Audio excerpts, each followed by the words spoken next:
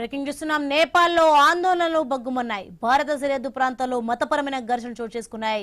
దీంతో అప్రమత్తమైన భారత్ సరిహద్దును మూసేసింది. ఎమర్జెన్సీ సేవలు మినహా సీమాంతర కదలికలపై ఆంక్షలు విధించింది. ధనుషా జిల్లాలో ఓ ప్రార్థనా మందిరాన్ని కొందరు దుండగులు ధ్వంసం చేయగా ఒక్కసారిగా నేపాల్లో ఆందోళనలు చోటు చేసుకున్నట్లు పోలీసులు తెలిపారు. పర్సా, రాహోల్ తదితర సరిహద్దు ప్రాంతాల్లో ఆందోళనకారులు నిరసనలు చేపట్టారు.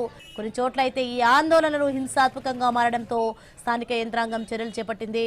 ప్రభావిత ప్రాంతాల్లో కర్ఫ్యూ విధించింది. ఇందుకు సంబంధించిన వీడియోలు సోషల్ మీడియాలో వైరల్ అవుతున్నాయి.